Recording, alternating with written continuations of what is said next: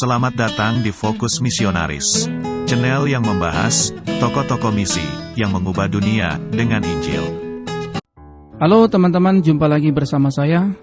Kali ini kita mau belajar dari salah satu tokoh yang sangat terkenal yang bernama Richard Wurmbrand dan istrinya bernama Sabina Wurmbrand. Banyak orang menyebut pria ini sebagai suara dari gereja-gereja bawah tanah atau Rasul Paulus bagi negeri tirai besi. Dia adalah pria yang sangat rendah hati, yang juga menjadi penggagas pelayanan The Voice of Martyrs. Ia adalah pendeta Richard Wurmbrand. Kehidupan pendeta Wurmbrand berjalan beriringan dengan Sabina, seorang perempuan yang mengagumkan, yang dinikahinya pada tanggal 26 Oktober tahun 1936. Richard adalah pria yang sangat cerdas. Ia fasih menggunakan 9 bahasa asing dan aktif dalam gerakan politik sayap kiri dan bekerja sebagai pialang. Setelah pernikahan mereka pada tahun 1938, Richard dan Sabina bertobat dan menjadi Kristen. Mereka mengambil keputusan itu sebagian besar karena pengaruh seorang tukang kayu yang bernama Christian Wolfkes. Maka keduanya pun segera bergabung dengan pelayanan misi gereja Anglikan yang melayani orang-orang Yahudi di Bukares. Setelah itu, Richard ditahbiskan. Awalnya sebagai seorang Anglikan, tetapi kemudian sebagai pengerja aliran Lutheran.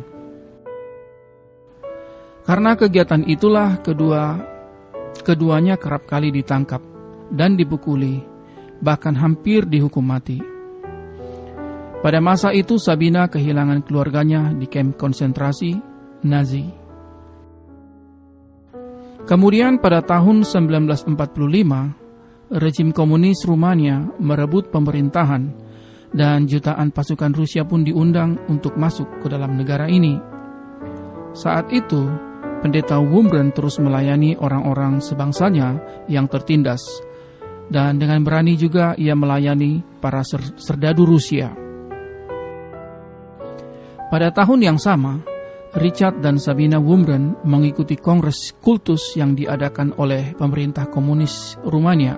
Dalam kongres itu, banyak pemimpin agama yang maju ke depan untuk memberi pujian kepada komunisme dan bersumpah setia terhadap rejim yang baru ini. Mendengarnya, Richard kemudian menjawab, "Jika aku melakukannya, kamu akan kehilangan suamimu." Kemudian istrinya menjawab, "Aku tidak pernah menginginkan seorang suami yang pengecut."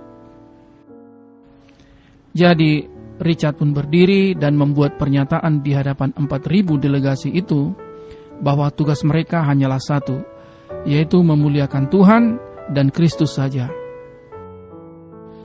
Selama tahun 1945 dan tahun 1947, Richard membagikan kira-kira 1 juta Injil kepada pasukan Rusia. Bahkan seringkali ia samarkan menyerupai buku-buku propaganda komunis. Dan tidak berhenti sampai di situ, Richard juga menyelundupkan Injil ke negara-negara Rusia. Pada tanggal 30 Desember 1947, pendiri Republik Rakyat Rumania diproklamasikan. Kemudian pada tanggal 29 Februari 1948, polisi rahasia menahan Richard ketika ia sedang dalam perjalanan menuju gerejanya, dan mereka membawanya ke markas mereka. Di sana ia ditahan di sel isolasi dan diberi label tahanan nomor 1. Pada tahun 1950, Sabina juga ditangkap dan dipenjara. Ia juga mengalami kerja paksa untuk menyelesaikan proyek kanal Danube. Peristiwa ini membuat Mihai, anak mereka yang baru berusia 9 tahun, menjadi terlantar. Menurut amnesti umum, Richard dibebaskan pada tahun 1956 setelah dipenjara selama 8,5 tahun, dan ia diberi peringatan untuk tidak berkhotbah lagi. Selama di penjara, Richard mengalami penyiksaan brutal yang dilakukan oleh para polisi rahasia. Akan tetapi, meskipun pernah diperlakukan sedemikian rupa, Richard tetap mengerjakan kembali pelayanannya melalui gerakan gereja bawah tanah. Karena pelayanannya itu, Richard ditangkap kembali pada tahun 1959. Ia dikhianati oleh orang yang bekerja bersamanya dan didakwa 25 tahun penjara. Tuduhannya adalah kegiatan menyebarkan doktrin yang melawan doktrin komunisme. Kemudian pada tahun 1964, Richard dibebaskan kembali melalui amnesti karena adanya tekanan negara-negara barat terhadap Rumania.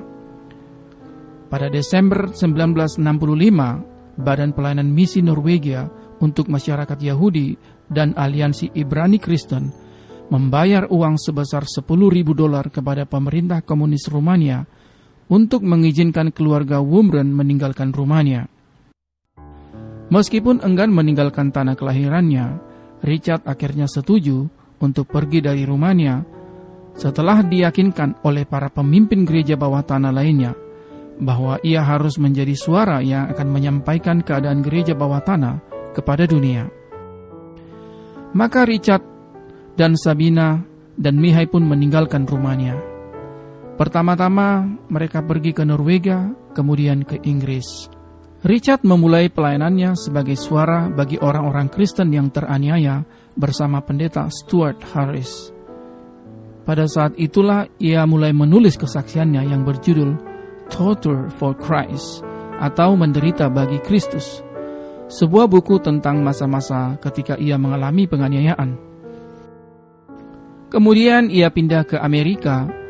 Di negara itulah pada tahun 1966 ia berdiri di hadapan Subkomite Senat Keamanan Dalam Negeri Amerika Serikat dan membuka kemejanya untuk menunjukkan 18 bekas luka yang dalam pada tubuhnya. Kisahnya kemudian menyebar dengan cepat sehingga semakin banyak orang yang mengundangnya untuk berbicara. Pada tahun 1967, keluarga Wurmbrand secara resmi memulai sebuah pelayanan yang dikhususkan untuk melayani gereja-gereja yang teraniaya. Semula pelayanan itu bernama Jesus to the Communist World atau Yesus bagi negara-negara komunis, tetapi kemudian diubah menjadi The Voice of Martyrs.